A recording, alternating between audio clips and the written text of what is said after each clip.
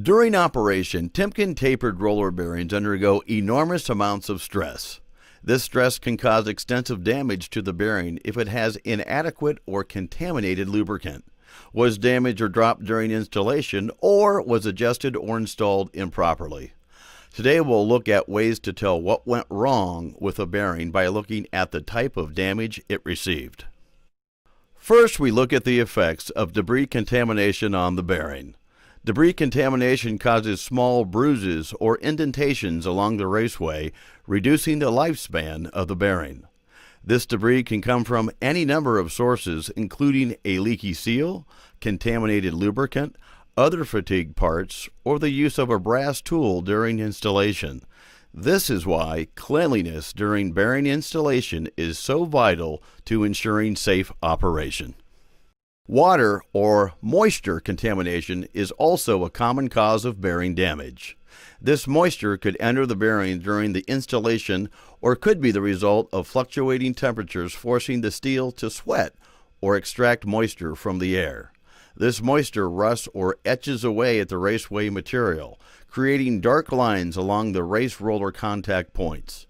If a bearing with etching damage is used, the resulting stress along the damaged sections will cause it to look something like this. As you can see, the etched areas of the raceway have suffered deep extreme line spalling due to the elevated stress in temperature the bearing undergoes during operation. Chunks of the raceway material have been torn off by the rollers as they pass, causing damage to the bearing.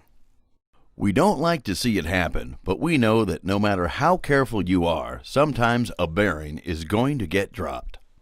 If this happens, it is important to immediately examine the bearing for damage or deformation to the cage component. The damage shown in this picture is an extreme example, and a lot of the time the damage is not so obvious. For closer examination, you can place the cone assembly into the cup, giving you an accurate reference point for spotting potential damage. Anytime you damage the cage, we recommend discarding the bearing in favor of a new one. This picture shows another possible result of cage damage. This damage, however, isn't the result of a dropped bearing. What happened here is that during the installation process, the operator made contact and pressed down on the front face of the cage, causing it to spread or expand. This forced the cage into contact with the cup during operation, causing drag that skewed and deformed the cage, ruining the bearing. Using the proper tool during installation is vitally important. If the tool is made of a harder steel than the bearing components, it can cause deformations in the raceway that will result in spalling under the stress of operation.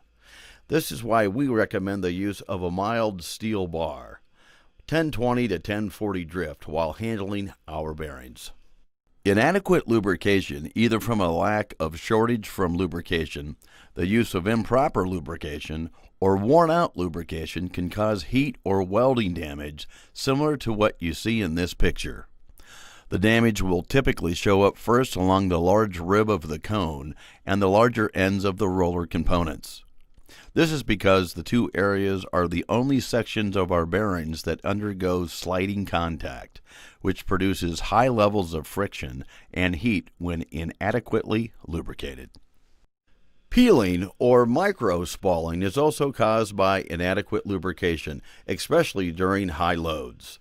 This happens when inadequate lubrication or overloading forces metal-to-metal contact between the raceway and the rollers, generating excess heat and wearing away the raceway material. A more extreme case is shown here. Excessive preload during adjustment and/or overloading the vehicle can sometimes cause rapid and deep spalling, as seen in this picture. The enormous stress on the bearing caused by this excessive load heats the bearing to extreme temperatures, softening the material and allowing large chunks of material to be torn from both the raceway and the individual rollers. At the opposite end of the spectrum, leaving excessive end play during adjustment or an improperly seated cup can cause the sort of misalignment damage seen in this picture. Excessive end play beyond our recommended 0.005 inches amount can allow the hub to rock back and forth during operation. disrupting the even distribution force along the rollers that our bearings depend on. This will result in one-sided deep spalling along the raceway or cone. This ends our examination and discussion of the various causes of bearing damage. The common factor among all the examples given has been human error during the adjustment, handling, or lubrication stages of installation. This is because human error is the single most common cause of bearing failure.